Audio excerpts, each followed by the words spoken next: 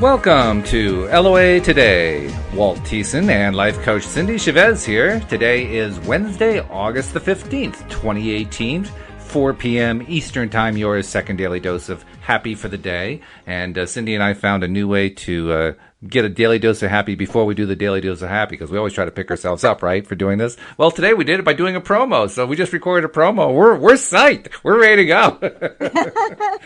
That's really... I think the important thing that I need to remind myself is that didn't take us very long. No, it didn't. Yeah. No. And I feel like so much better. Me right? too. Just like a 15-minute conversation about alignment, and I'm so much more aligned. Isn't that funny how that works? Because you don't really think about it. That was kind of what we were talking about during the promo that we did, because the promo was on the topic of money.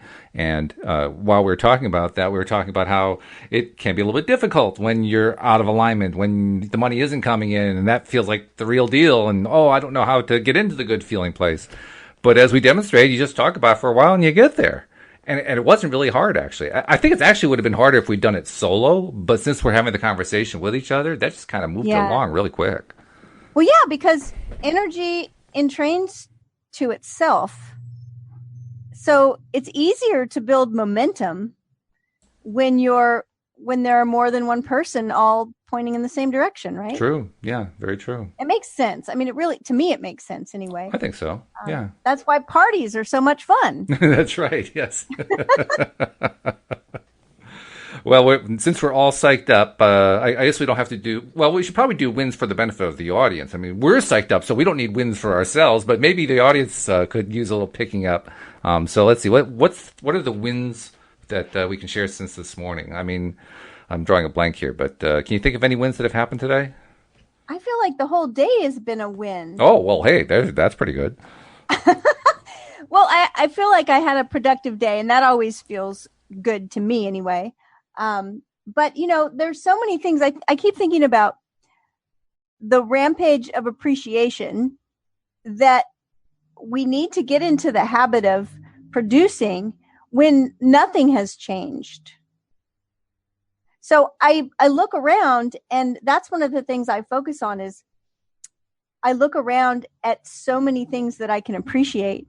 Like even sitting here in my office, there are a lot of beautiful things in my office and a lot of things I enjoy looking at, and little notes that are here and there that bring up memories of great client sessions, and, just books above my head. I have a bookshelf up here full of books that I love.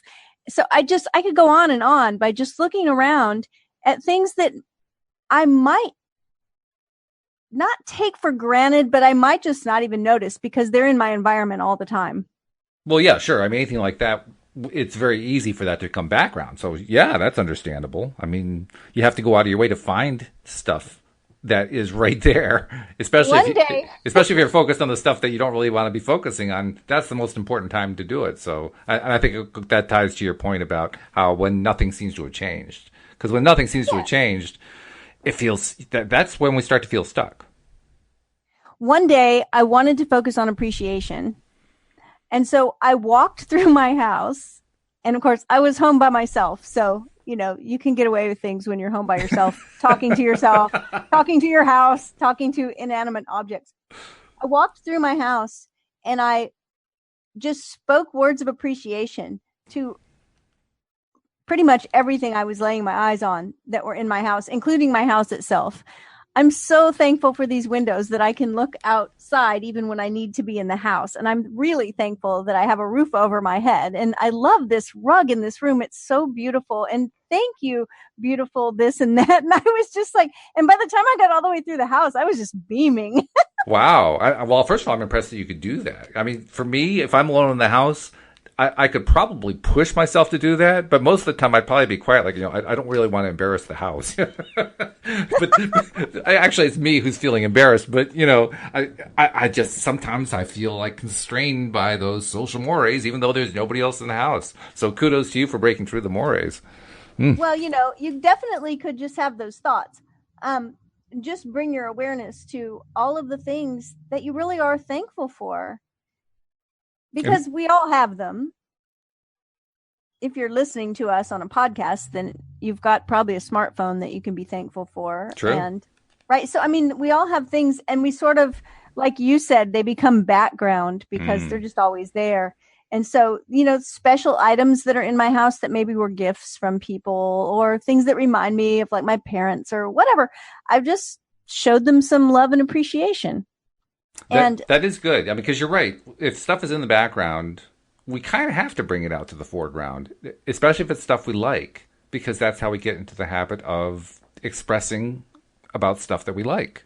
If we're in a habit of always talking about what we don't like, that's really the habit we're trying to break. It isn't so much that we're trying to attract whatever the thing is, although that may also be the case. It's more about changing the story. And the changing the story part, that's the real challenge. There's when I was a kid, I went on vacation with my best friend's family. And then the following year, they went back to the same place. And it was a place, I think we were up in Oregon or somewhere, but it was a place where there's this really special wood, and they make a lot of little souvenirs out of this really beautiful wood from the trees that are grown there. And I think it's myrtle wood. Oh, and my friend sent me this. It's like a circle, maybe 4 inches wide, that's been, polished, stained and polished, and it's got a little picture painted on it, and you just hang it somewhere. It's just a little round circle that hangs on a wall. But I mean, I've had it since I was like 10. And, it's hanging over a light switch, and I never pay attention to it. But I remember when she gave it to me, I just thought it was the most beautiful thing I'd ever seen. I just couldn't stop looking at it and feeling how smooth it was and touching it and enjoying it and really appreciating it. And now it's hanging there, and I flip that light switch all the time, and I never pay attention that it's there. Right? Oh, dear. So you know how we've been talking about appreciation, not just gratitude, but appreciation, that deeper sense that feels like bliss. Yeah, the blissful kind, that which was a new concept for me. I hadn't thought about it that way, but yes. I think about when she first gave me that gift, the response I had to it was closer to that than just to, oh yeah, that's nice, pretty. Really? Thing. Oh, that's pretty good. That's right? A gift that's got really, a nice really attachment. I really thought it was beautiful. And so when we do one of those exercises where we build up appreciation, we can go through the things and the experiences that we have in life and remember those kind of feelings, the initial kind of response and wonder and joy and happiness, and not just objects, but things. Like I have pictures in my house that remind me of times and experiences and people I love. And so there's always a way to kind of amp up the vibe. Yeah, that's something that Louise likes to recommend to both of us, especially when we're out and about, but also when we're getting back from being out and about. And that is, we go out in order to accumulate the memories so that we can focus on the pleasant memories and the times when we need to have something pleasant to focus on. And she's right. I mean, one place that comes to mind that we went to recently, we were driving up north. We live in Connecticut, so we're in New England. We were driving up north into Vermont. There was a little restaurant that we stopped at right at a dam on a very, very small stream. I mean, we're not talking about a big dam here. We're talking about a very small dam, probably just enough to power the town. That's about it. But the experience that we had as we ate in that restaurant, first of all, we got great seats. I mean, the law of attraction was definitely on our side that day. We were in a high-flying place because we got the best seats in the house, right in the corner where you could overlook the dam. You could see the stream coming in. You could see people down below the dam, below the small waterfall there. You could see the whole vista. We had it right in front of us. We said, whoa, wow, how did we attract this? This was great. But the point is that it was such a delicious lunch and with a beautiful venue that it's stuck. It's stuck in my mind. And lately it's been one of my favorite places to go to in my mind as a good way to get into that good feeling place, because I can still remember how it felt. Just like you could remember how it felt when you got the gift of the myrtlewood piece. I have the same kind of association with this luncheon that we had. That's so great, because one of the things we actually talked about, we've talked about this week, but we also talked about it in the little promo we did, was that sometimes when we're in a place where we're having trouble getting into alignment, and we know we need to pivot, but the what is so prevalent, so overwhelming Yeah. that it's really hard to think about what we want. This is the perfect time to go towards those memories and remember how much we enjoyed a certain thing. Yeah. Or, because it's disconnected from some of those thoughts, maybe. Yeah, well, it's separate. It's easy because it already happened. It already has a positive association, and it's a strong positive association. So it's easy to slip into it. It doesn't take even when you're in a bad place. It doesn't take a lot of time to focus on it and remember. Geez, that was really nice. I mean, Well, you may end up doing it kind of wistfully at first, so you're like, oh, geez, I missed that. I wish we had that back, and which is kind of a lackful place. But even so, if you just focus on how beautiful it felt, you can even slip out of the lackful place into a present place of, oh, wow, that really felt great. Not in a negative sense, but in a positive sense. Just because it has so easy. I loved hearing you tell it because I could feel in your voice the appreciation. And one of the things you said was we got the best seat in the place. The law of attraction was really happening for us, right? So it's like you actually tapped into an experience, not just an experience that you enjoyed and that was beautiful, but that you recognized, oh wow, we are really creating something awesome. Oh yeah. The law of attraction is really working in our favor because we're feeling good. And so that's kind of like a circular thing there, because it just brings, you had said earlier today, this morning, that when I feel abundant, abundance finds me. Yep. And so, I think about little experiences like going into a restaurant and they seat you at a really great table.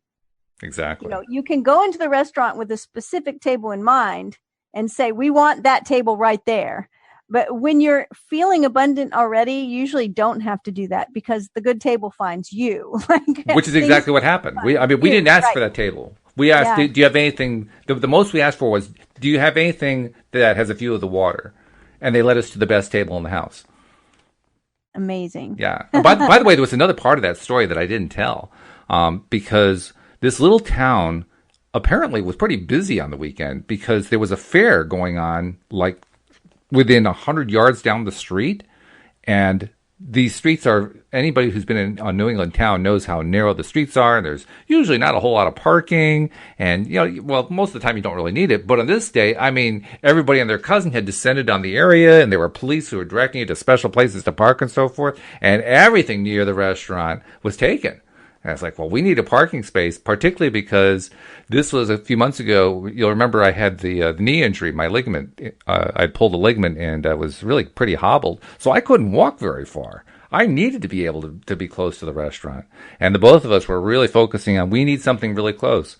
Well, the route that we came in, we followed that route. We went in, found out about the fair. We started coming out. There were no parking places, but we just held the faith. And as we're going back up the route, we were kind of saying, we don't know what to do. We got to go find something. As we're going back out, like we were going to leave, over on the left, there was a parking place. And it was within about like a block and a half of the restaurant. And oh my goodness. It was a double yellow line. And I said, I don't care. And I took the turn.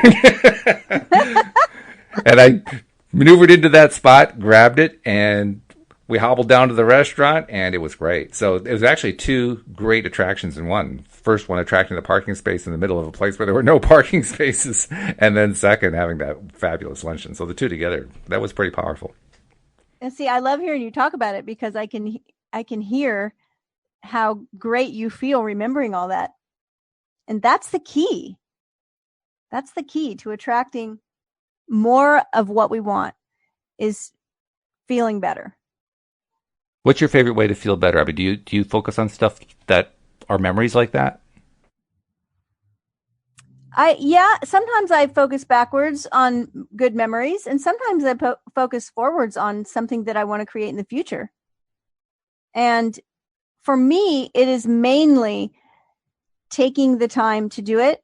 And I don't mean that it takes a long time, but it's the deliberate focus, and it's enjoying what it feels like for the sake of enjoying what it feels like. So it's creating.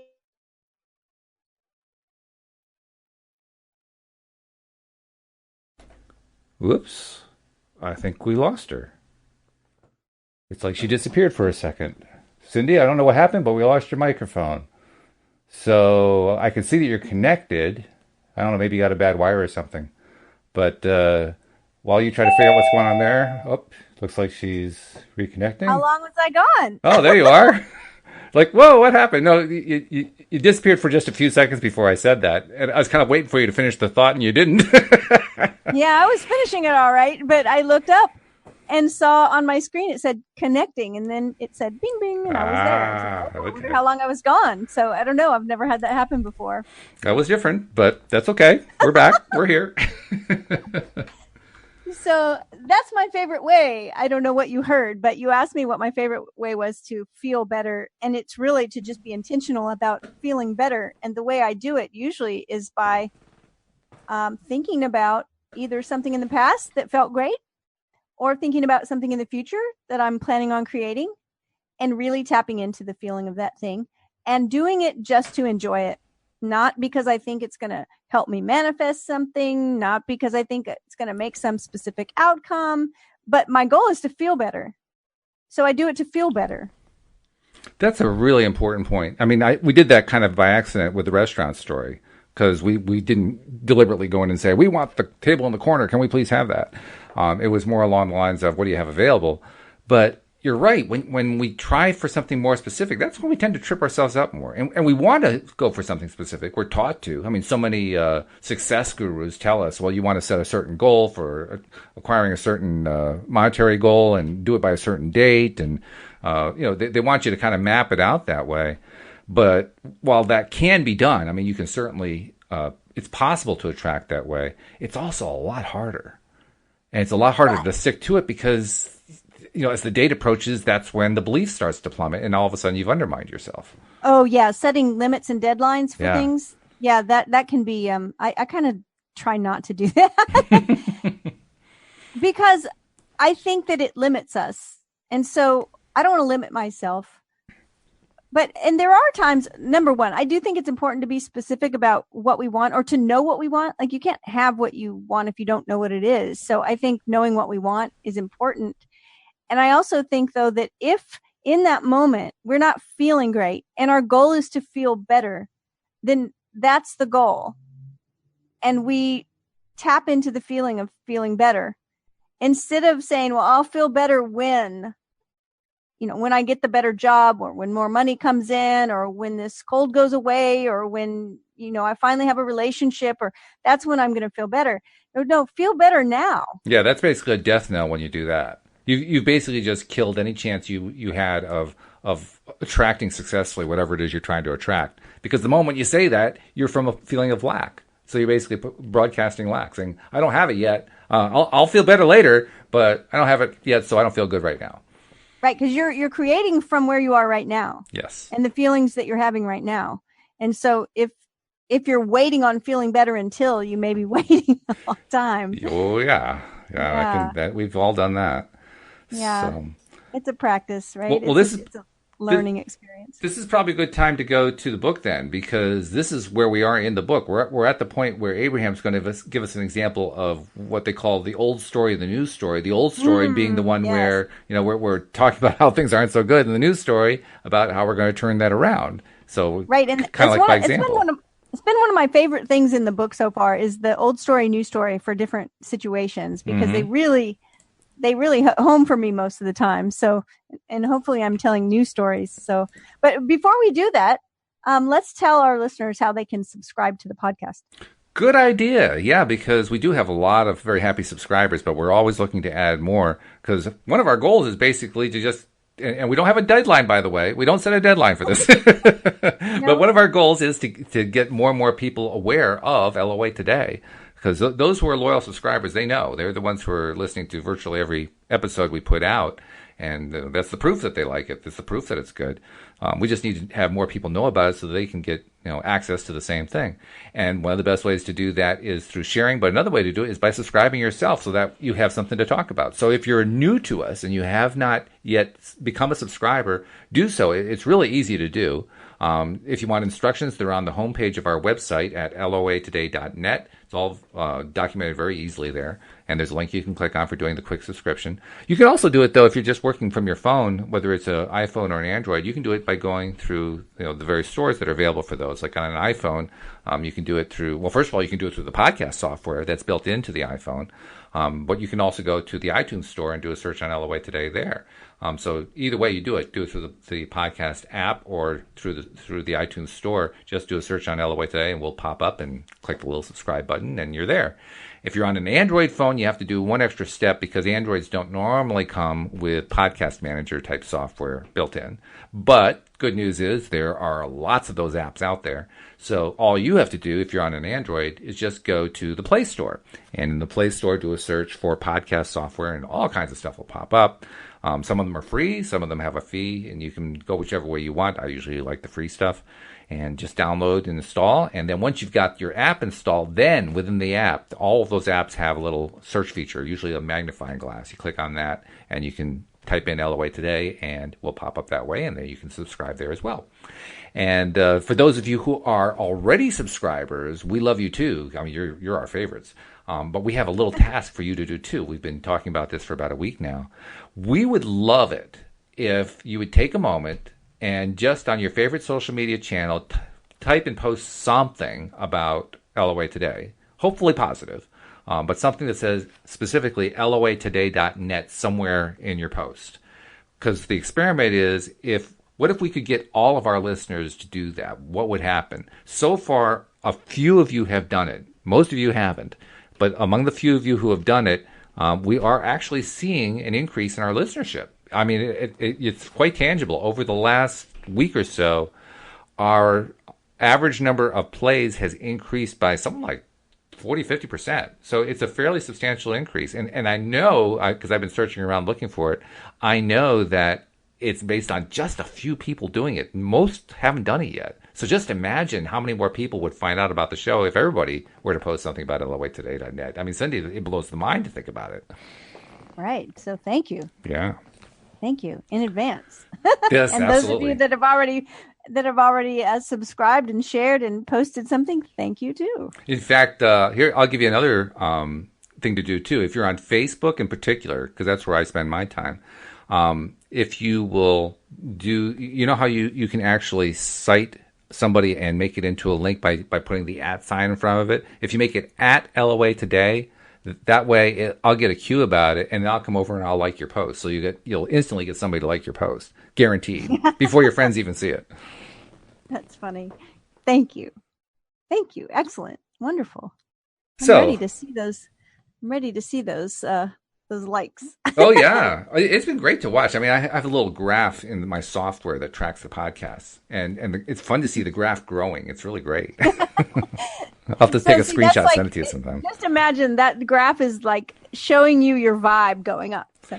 Well, yeah, actually, I was doing that. I was doing it before this morning's podcast, and also a little bit afterward. I was imagining because. Fortunately, I actually have a little bit of history of watching the graph go up. About this time 1 year ago, we had minimal numbers of subscribers. We had some, but not nearly as many as we have now. And around this time is where that big swoop upwards started to happen. So that by November, we were having as many total plays for November as we'd had for the previous 12-month period combined.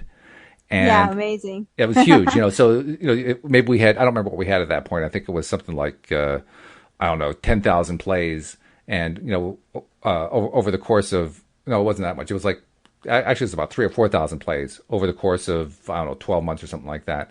And then that month we had like half that amount in 1 month, or even that whole amount in 1 month. So I'm looking like right now we've had something on the order of 70,000 plays since November 2017, and if we follow that same pattern, like right now, I'm thinking, wouldn't it be great if by, say, November of this year, we had that number of plays in a month? Yes. Because that's the same kind of swooping experience that we had last year. Well, no reason we can't have that again. So right. That's what I've been dreaming about. What if it gets to the point where we have so many really happy people listening, and more people are finding out about it, that we're getting that many plays in a single month? I mean, that's pretty exciting. That's exciting. It is, yeah.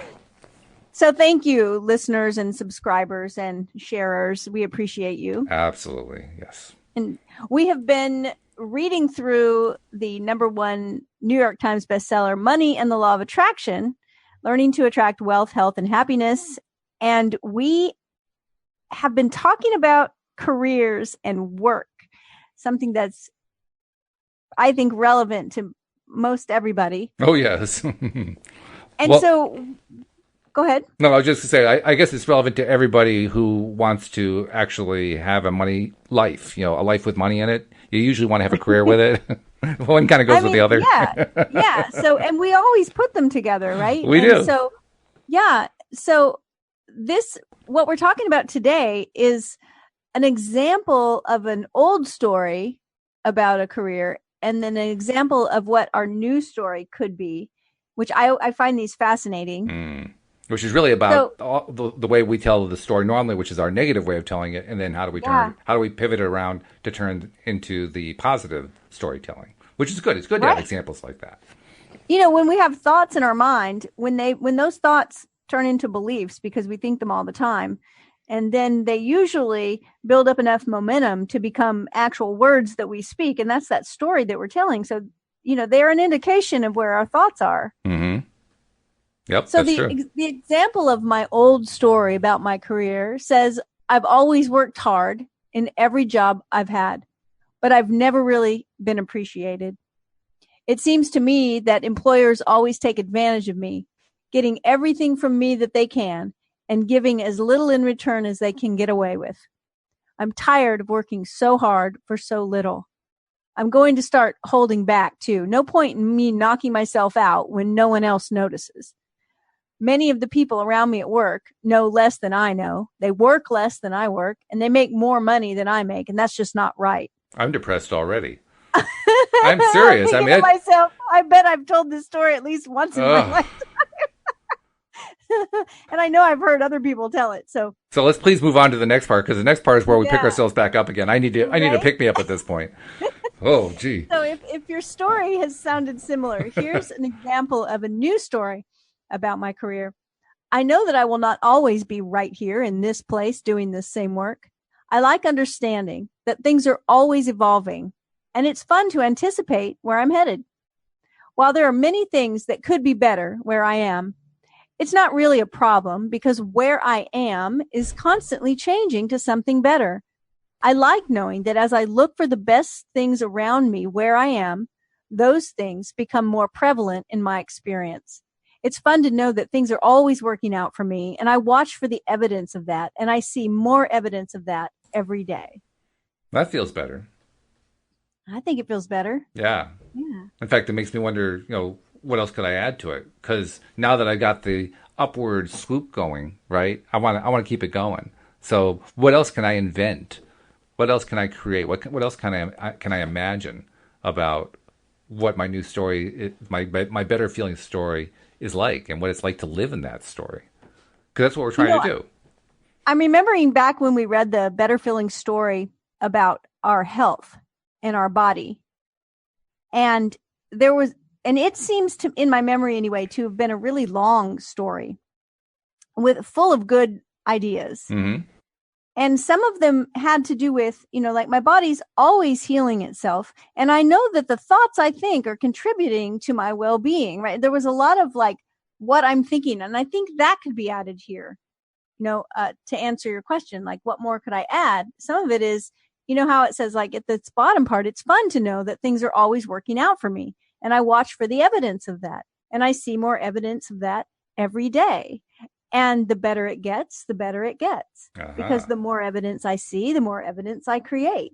Because the more my mind imagines a better feeling place and more opportunities in my future and recognizes that things will change for me and I won't always be stuck here, then the more opportunities arise. So I can definitely see that you could keep going. Yeah, that's good. That's really good.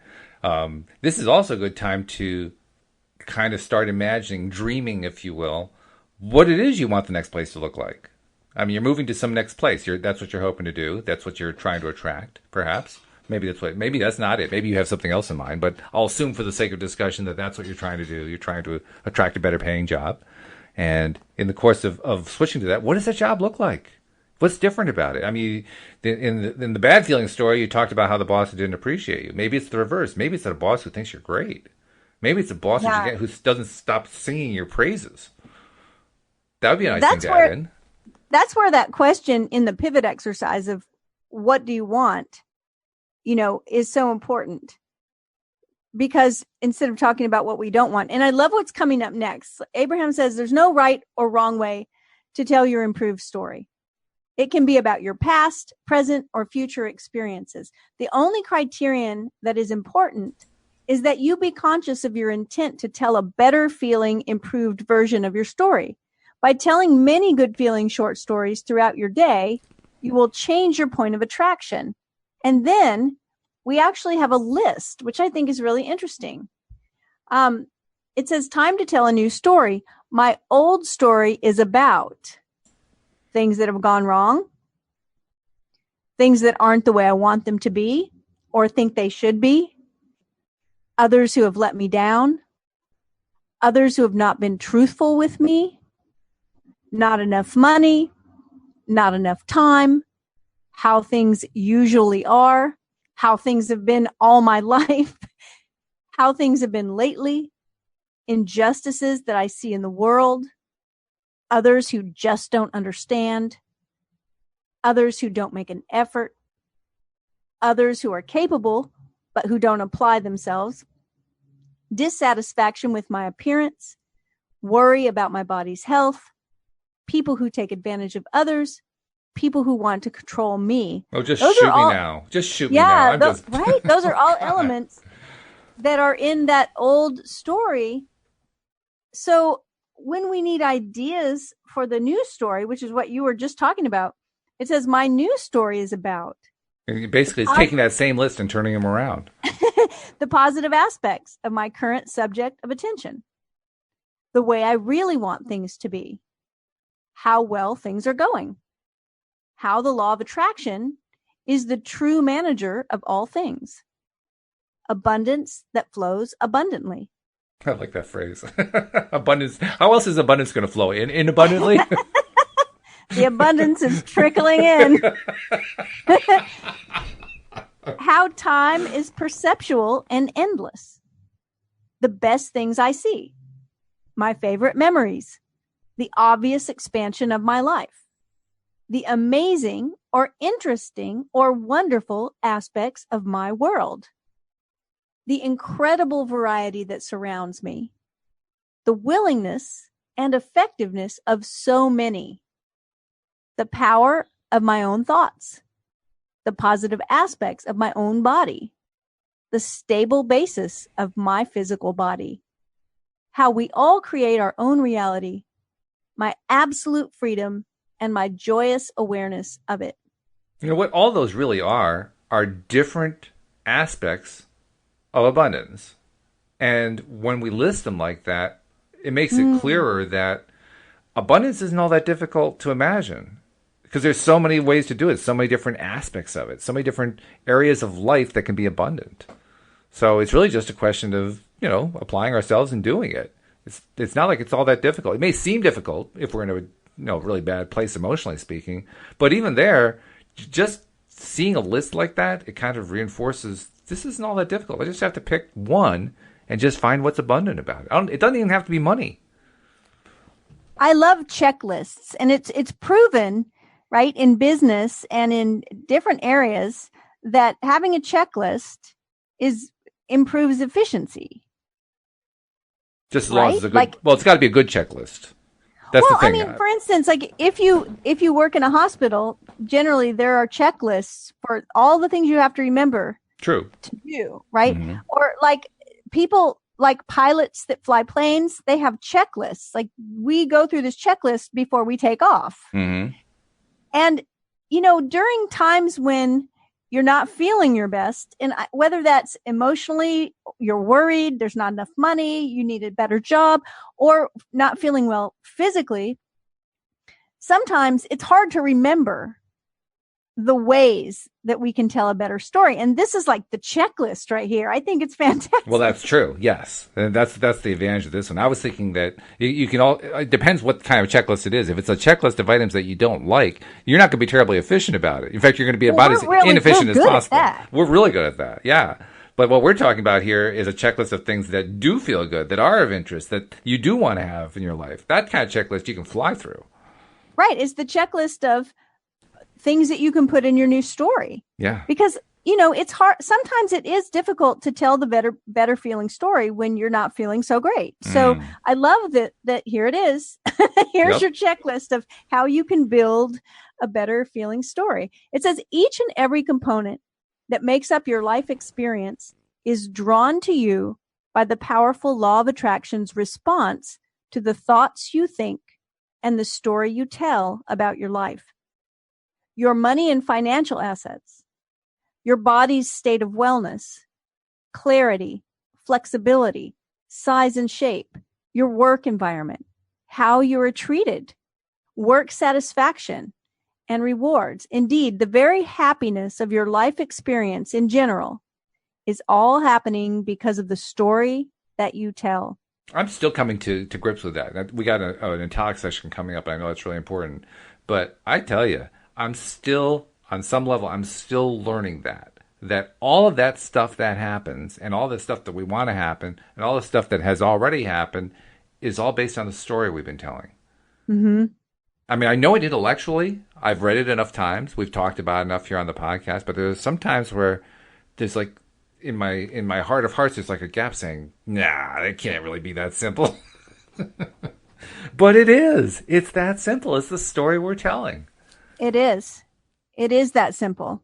And here's what makes that story powerful. We tell it over and over. Yes, that's it. And it builds up momentum. Mm-hmm. And I think of things that people say that create certain things in their life that may not be that important. So it's like, I'm not chastising anybody for making these statements, but they're great examples. Like you hear people say, oh, I never remember names. Yes. Or sometimes people say, I'm one of the people who say that too. I have to admit. I never forget a face. Right? Right. I never forget a face. Yes. Like we say things like that and we say them over and over and they really do become like who we are. And our subconscious works in a way that it doesn't ever make a judgment. It just says, oh, okay. All right, boss. Your wish is my command. Yeah, exactly. So this last part of the paragraph is in italics. For those of you that aren't actually reading a book along with us, I always bring that up because, there's a reason it's italicized. Yeah, it's important. Yeah. If you will let your dominant intention be to revise and improve the content of the story you tell every day of your life, it is our absolute promise to you that your life will become that ever-improving story. For by the powerful law of attraction, it must be. So once again, reiterating, keep telling the story, and if that story is about ever improvement, then your life ever improves. Sometimes I really love this idea. I use it with people sometimes when we're developing an affirmation, but I think an affirmation is just a story, right? It's a very short one, yes, but yeah. It's an idea, right? And so when our story is hard to tell, like for a while I was working on learning how to play guitar.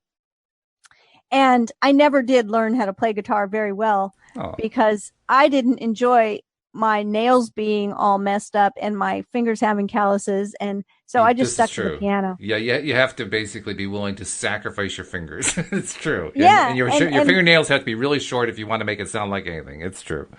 And so one day, and this was like, 10 years ago, I posted on Facebook or somewhere, I put something like, I suck at playing guitar. And as soon as I said it to someone, I realized, I was just sort of making a statement, but I thought, okay, no, that is not a good feeling statement. It's like, wow, I'm really terrible at something. Mm-hmm. So I started saying, I'm practicing every day. I mean, at the time I was practicing every day. And so I'm in the process of improving my guitar playing. And I love the idea of I'm learning to, I'm in the process of, I'm seeking information about, right? So when your job is terrible and you really hate it, instead of, boy, oh boy, do I hate my job, you can say, I'm looking for a job I like better than the one I have. Mm-hmm. It does make a And difference.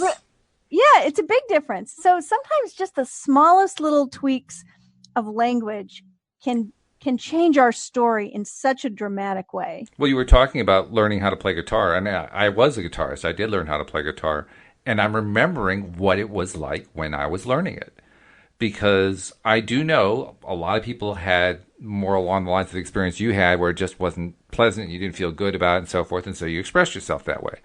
For me, it wasn't like that at all. For me, it was like, I wonder how you do this. I wonder what it sounds like if you do that. What do you do with the top part of the fretboard? I know what to do with the bottom part. What do you do with the top part? There's got to be something really cool there. I wonder what happens if I experiment with it. And I'd play with it. And then I'd find out, okay, well, this is an octave above that. This is above an octave above that. Oh, the position up here is just like it is down there. It plays the same way. It's just high. Oh, I get it. And I'd start piecing it together, looking forward to the next thing I was going to learn.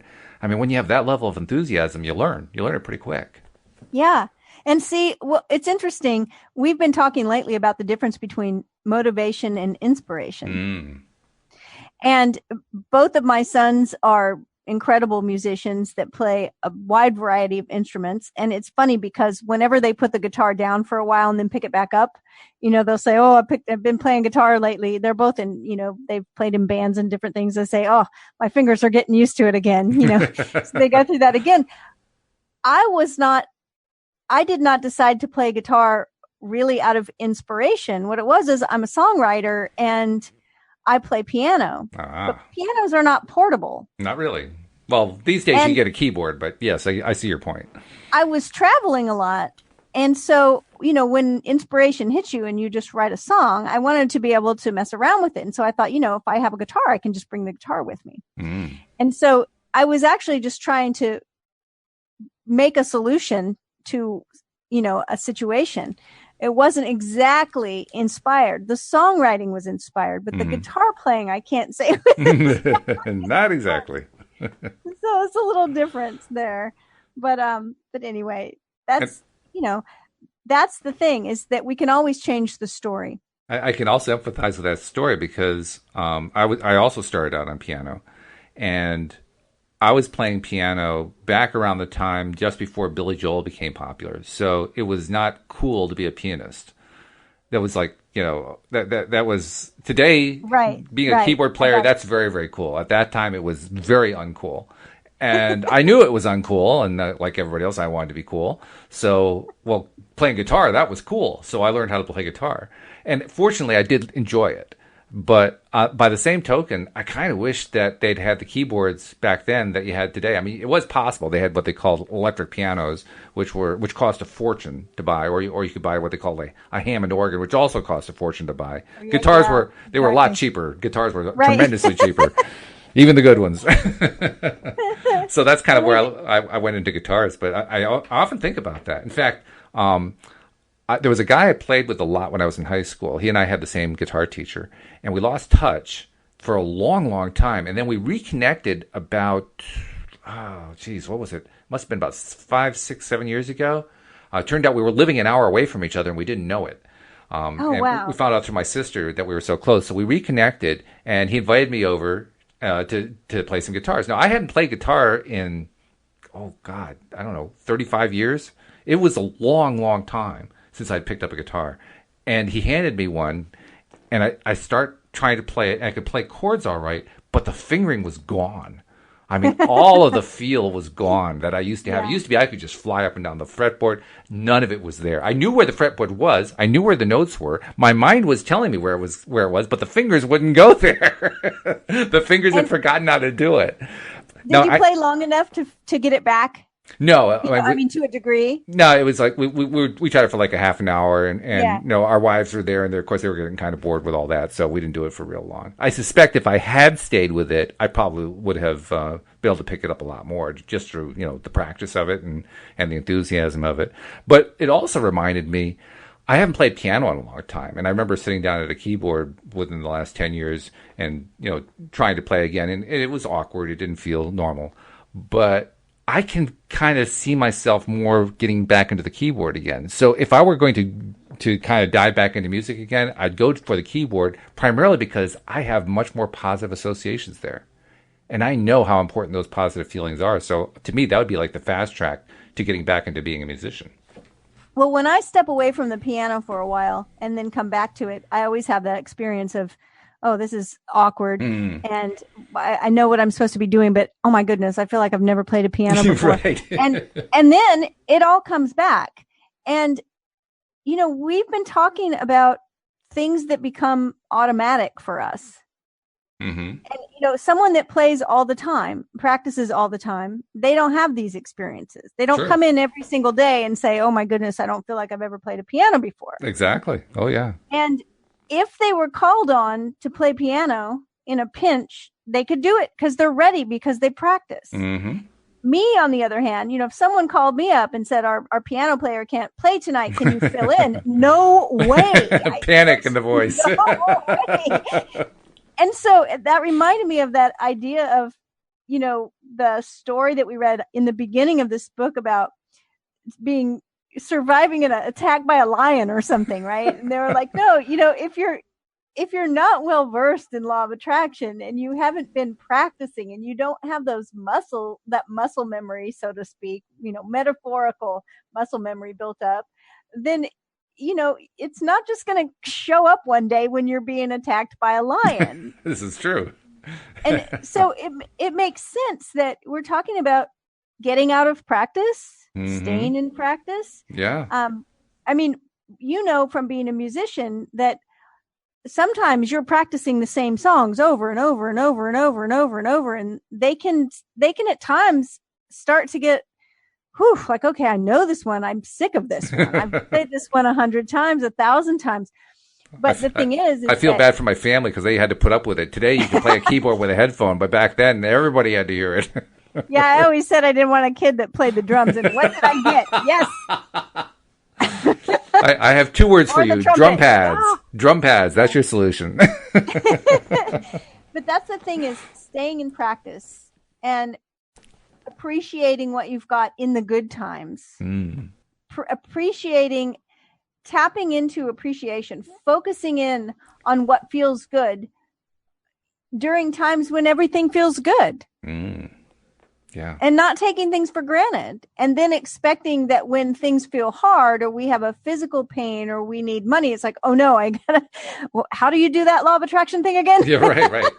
Yeah, it's mostly about relearning how to tell a story and doing it regularly. That's the practicing part, right? That's like practicing the piano or practicing the guitar. You're practicing telling the good feeling story, and the more that you practice it, most of the time we're really well practiced at telling the other side of it. Yeah, we practice that side. I don't know why we do, but boy, are we good at that side. What we really need is to learn how to be good at the side that we like, the side that we want. And that does take practice. It takes a little, you have to be a little bit deliberate about it, and you have to kind of put some attention on it, and you have to focus on it, and put a little effort into it the first few times until you get into the habit of doing it regularly. And I found that when I do more regularly focus on the story, it doesn't take long. I mean, you found that with your 10-day experiment with 1,000 affirmations a day. Your very first day, you were talking about that during the promo today. Your very first day, you got something happening. I mean, it doesn't take very long. Yeah, no, it doesn't. And, that's another thing that's an interesting kind of parallel to practicing a musical instrument is warming up. When it's been a while, you got to warm up. And although warming up is a good idea with music, with exercise, with all kinds of things, you need less of it when you're well practiced. And so with law of attraction, getting into alignment can happen so fast when you've been practicing. I mean, that's one of the reasons why I love the podcast so much. Well, when you were saying that, it was reminding me that we need to warm up when we're getting into alignment. I mean, if we're in a good place and we've been doing it regularly, then you're right, it's easy to snap in. But especially if we're early on in our practice, or maybe we've just been kind of lackadaisical about it lately, we're not really in the best feeling place. It isn't all that easy necessarily to just snap into it. You have to do a warm up, and that it occurs to me that's what affirmations are. That's what vision boards are. That's what meditation is. That's what all these different modalities that we use in order to get ourselves into a better feeling place. They're warm ups.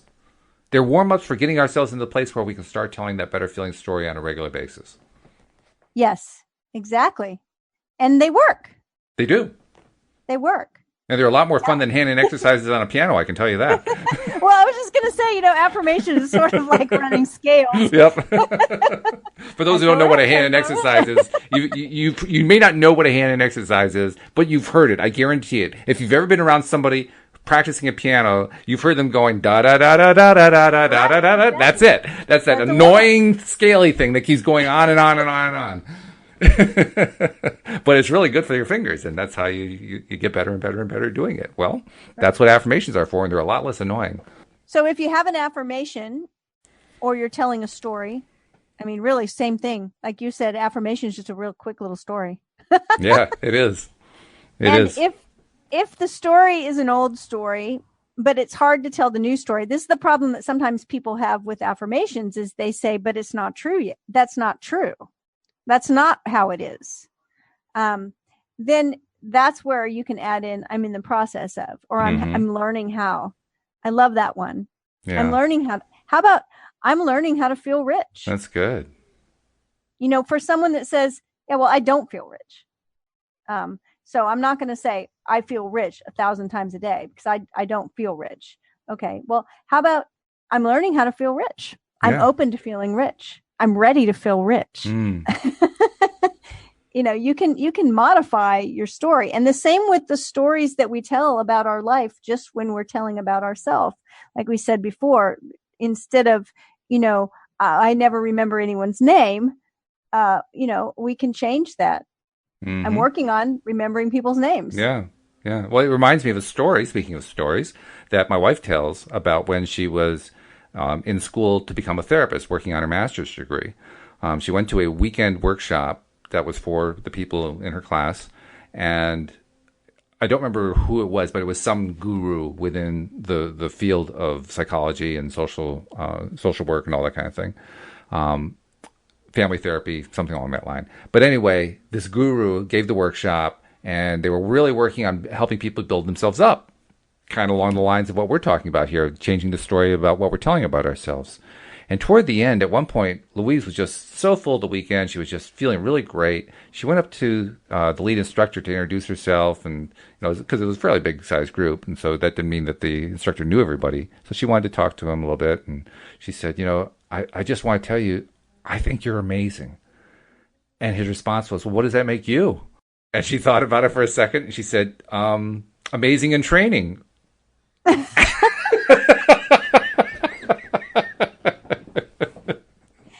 And so I guess that makes me somebody who recognizes. That's amazing. Right. But it just goes to prove, I mean, even in a situation like that, if you look for it, you can find a way to say it in a way that does feel good to you. And that felt good to her. She may not have felt amazing yet, but she felt amazing for that weekend. She may not have felt amazing about herself on an ongoing basis, but for that weekend she was feeling good. And, so that was like a starting point. So she was in training. Yeah. So I'm in training to be rich. That's right. I'm in training to be rich. I'm in training to feel rich. I'm in training to have the successful relationship. I'm in training to be healthy. I'm in training for getting a better job. I'm in training for finding the friends I'm looking for. I'm in training for all of that. That's so perfect. Yeah. I'm learning how. I remember one time I was teaching this about I'm in the process. I'm in the process of becoming rich. I'm in the process of, whatever. And someone said, I'm learning how. There was actually a student that came up with that one. And I thought, oh, that's great. I'm learning how. Yeah. I'm finding ways to be rich. I'm finding ways to feel rich. So there's all kinds of ways that you can tell a better story. We're in training to tell better stories. That's what we've done today. Well, it's a good thing to to do today, and it's kind of appropriate because we've pretty much wrapped up most of the book. I mean, they have one more section of the book, which is kind of a cool one. Have you ever listened to the transcript of this, or not the transcript, but the recording of this? Because what comes next in the book is this workshop. Wow, it's a transcript of Abraham Live, a Law of Attraction workshop. I have not listened to it. It's actually the book comes with a CD, and it's in the CD for that book. Oh, that's so funny that you brought that up, because I actually have the physical book in my hand. As you know, I've been using the paperback, and in the back is the CD. There it is. Yeah. And I have not listened to it. And today I was wondering what was on the CD. Well, now you know. The CD that's in the book, I always forget this title, and I don't have it on my desk, but it's the emotional one. Oh, The Amazing Power of Emotions, or Astonishing Power of Emotions. Yes. The Astonishing Power of Emotions, which might be one of my favorite books of Abraham's. But the CD that's in the back of that is the best story ever. It's so funny. I laughed so hard listening to it that I just wanted everyone to listen to it because it was so funny. So if you have that, listen. I do. I haven't listened to that one yet, so I'll have to listen to that one. I got to tell you, this one is funny too. Now, I got my book as an ebook, but when you buy it as an ebook, they also send you an MP3 file of that, so you can get that too. And it's fun. Oh. It's fun, especially at the beginning, because they kind of tease you. When Esther, you're hearing the workshop, and Esther, of course, with all the workshops, she starts off with some introductory remarks from Abraham, and invariably they're teasing you in some way about your understanding about the law of attraction, and they do here as well. They basically ask a couple of questions. The first question they ask is, it is good to come together for the purpose of co-creating. Do you agree? You know what you are wanting? Really? Well, we believe that you do to some extent. In other words, knowing what you don't want helps you to know what you do want, doesn't it? So let us put it in another way. Do you believe that you are a vibrational match to your desires? Really?